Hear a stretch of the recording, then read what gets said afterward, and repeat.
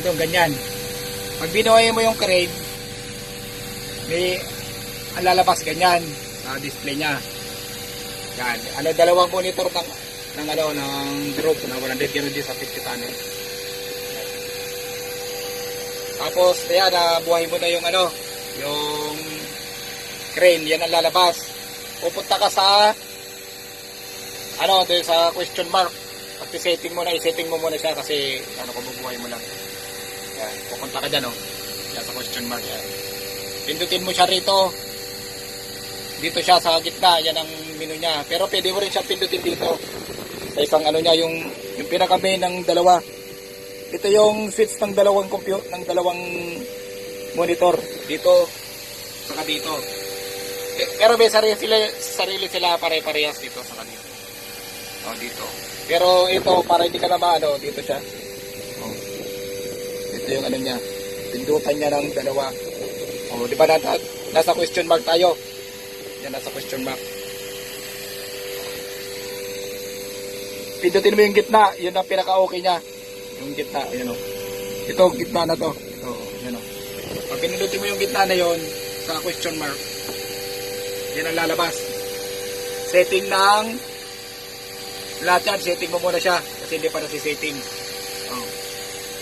Pwede mo rin siya pindutin dito. Ibaba. Yan.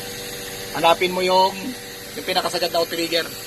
Para sa din yun, sa lumang group din. Pero pwede mo rin siya dito pindutin. Dito, tulad yan, Iikot-ikot mo naman siya yung pag-select mo.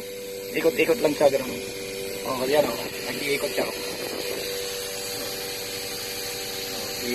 Yan ang pag-select niya. Tapos pag nakuha mo yung pinaka-calling out trigger, i-okay mo na, yan ang okay niya. Pwede rito, tapos pwede rin dito.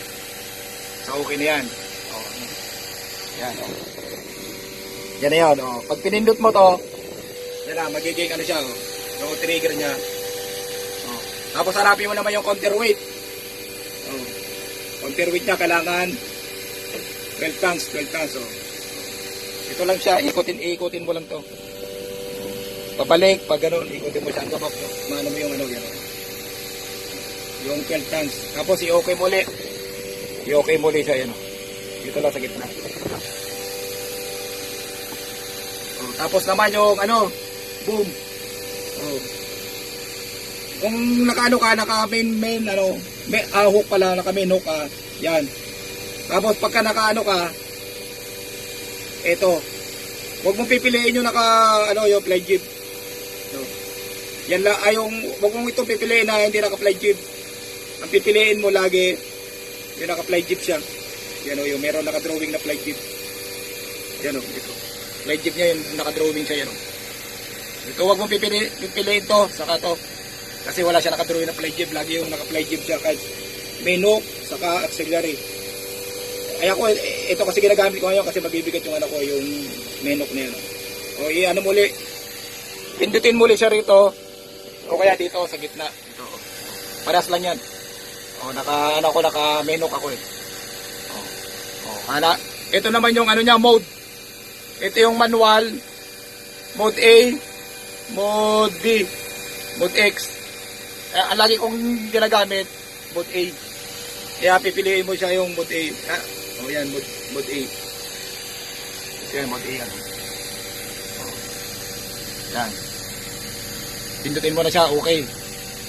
Tapos, hanapin mo yung 1 and 2. Auxiliary 1, ang ginamit ko yung, di ba, main hook, kaya 1 siya. Ito yung auxiliary, ito yung main hook. Dito muli ako, dito ko na siya pinindot, pwede naman dito, pwede rin naman siya dito. Yan ang main hook. Tapos kung ilang part line siya, 1 na nakalagay. Naka main hook ako, kaya 4 ang lalagay ko dyan, 4. Yan lang, 3, 4. Okay. Tapos yung kailangan yung 001 yung yung code mo. 001 yun. Malabo yung ko Magalaw Yan ang 001 siya. Malabo yung cellphone.